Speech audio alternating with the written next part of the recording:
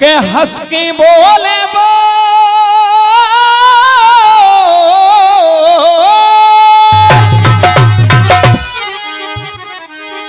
हंस की बोले बोल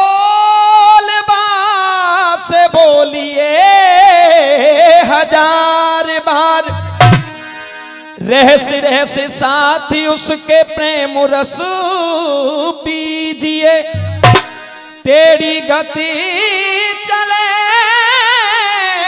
बास चौगुनी सी टेढ़ी चलो भूल के फेर बा को नाम मत लीजिए। और कहा है नर तो वही जाको मन हो उजरो सो बेकदर न का भरोसा मत कीजिए।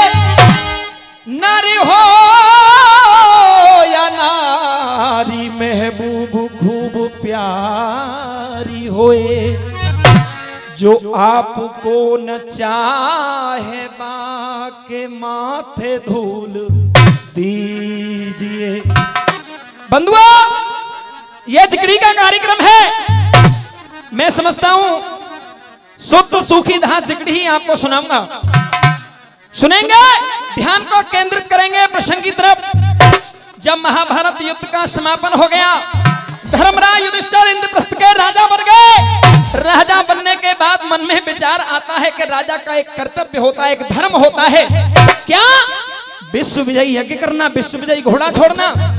ऐसा मन में विचार करके भगवान कृष्ण के पास में पहुंच गए। जाकर के निवेदन किया, प्रभु मैं विश्व विजयी यज्ञ करना चाहता हूं। आहा, भगवान कृष्ण कहते हैं धर्मराज आपके विचार तो बड़े उत्तम हैं, लेकिन ये आपका यज्ञ सफल नहीं हो सकता। क्यों? क्योंकि अभी एक ऐसा योद्धा बाकी है जो आपके यज्ञ को पूरा नहीं होने देगा। धर्मराज कहते हैं प्रभु एक बात बतलाइए, क्या अर्जुन से भी बड़ा कोई वीर है पृथ्वी पर? बोले नहीं, अर्जुन से बड़ा वीर नहीं है, लेकिन एक कांटा अवश्य है। इसलिए कहा कि पहली कांटो भा कांटे को। अरे पहली कांटो भा कांटे को जो रास्ता में रोड़ा है, अरे फिर छोड़ो तुमने धर्म है कि विश्व विजय को। आहा, सो नाम गाम बतला दो स्वामी। धर्मराज कहते हैं नाम गाम बतला दे स्वामी। धर्मराजियों बोलो, अरे जब भेद प्रभु ने बोलो। बार बार धर्मराज के पूछने पर आहा, आज भगवान श्री कृष्ण बतला रहे। कैसे बतला रहे बेटा, क्या लिख दिया?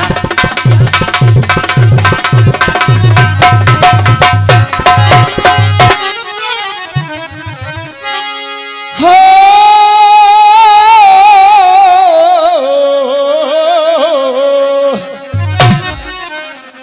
बंधुओं, जिकड़ी का मतलब है जिकड़ के गाना, जोश में गाना। क्योंकि ये हमारे पूर्वजों की कथा है, गाथा है, जिसमें युद्ध के बारे में बड़े बड़े योद्धाओं की कथा आपके समक्ष पेश की जाती है। सुनेंगे क्या कहा? अरे झांसी और भूप कैद कर राखे और कहने लगे बनवारी है और बाके बल को, अरे बाके बल को और जे पार नहीं वो जरासंध बलधारी है।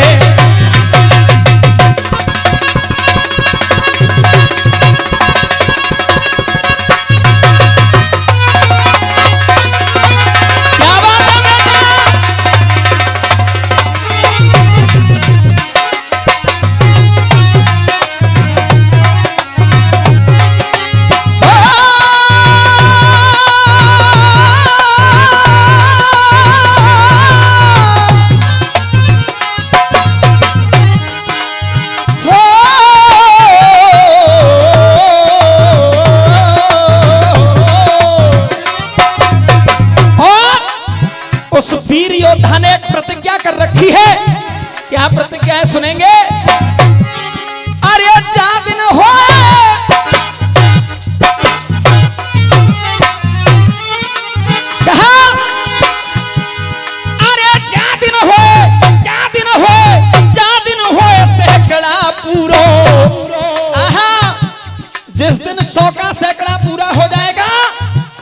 सबको एक साथ मार देगा।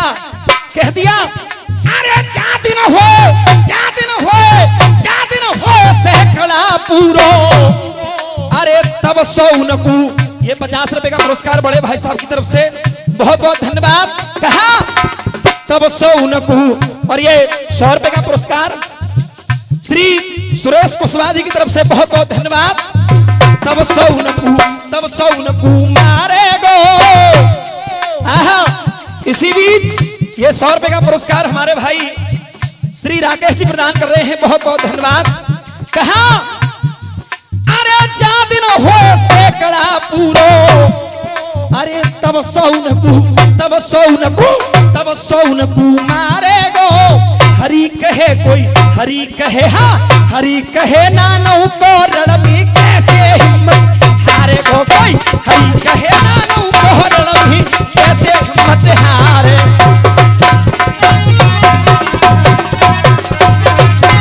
अरे कैसे हिम्मत हारे गो भाई।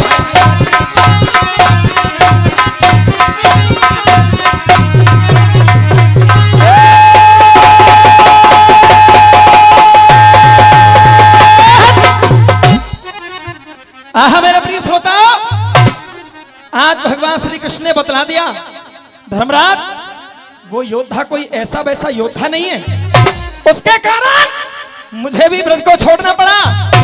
छोड़ दी हो ब्रज बाके भैसे, बताया छोड़ दी हो ब्रज बाके भैसे। पूरी द्वारका आया हूं, हे वरदान ऋषि को बाकू मार नहीं में। जब तक जिंदो जरासंध है, जब तक जिंदो जरासंध है, कहने लगे ही योगी अरे ना यज्ञ तुम्हारी। जब तक वो जीवित है आपका यज्ञ सफल नहीं हो सकता। धर्मराज कहते हैं प्रभु एक बात बतलाइए, उसका जन्म कहां पर हुआ, उसके पास ऐसी शक्ति कहां से आई। बतला दिया बृहद्रथ नाम के एक राजा है, मगध देश में रहते हैं, बड़े ही धीर वीर और बलवान पुरुष हैं। महलों में 2-2 रानियां हैं, लेकिन राजा आज फिर भी दुखी है मन में। क्यों? आइए सुनेंगे उस दुख का कारण क्या है। क्या रख दिया बेटा?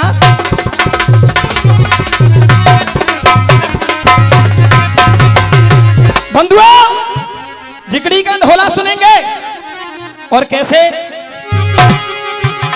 हो।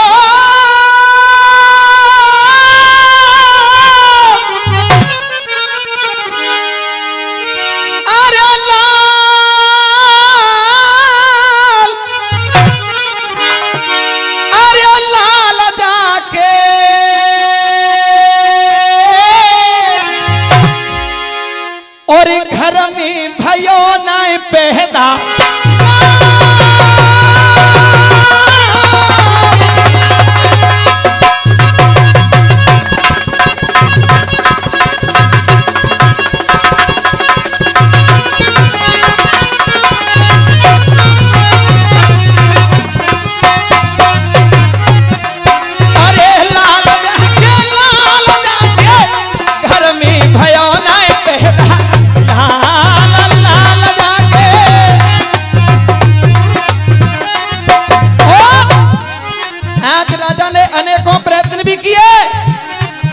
हेरे जप तप दान, क्या जप तप दान यज्ञ जान किए। और ब्राह्मणा न्योति जिमाए सब दिए। जप तप दान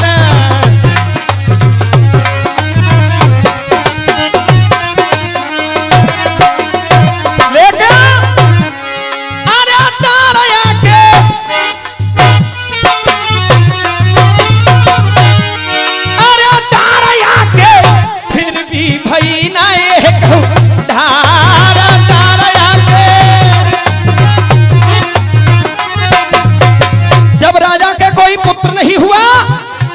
मन में दुखी हो गया। अरे कैसे सोबंस चले अब मेरो। हो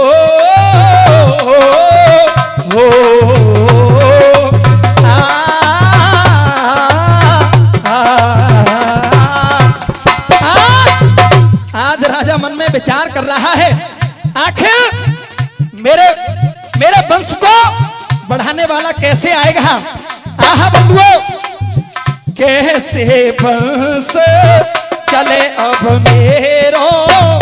ये 100 रुपए का पुरस्कार हमारे चाचा जी श्री राजेंद्र जी प्रदान कर रहे हैं, बहुत बहुत धन्यवाद।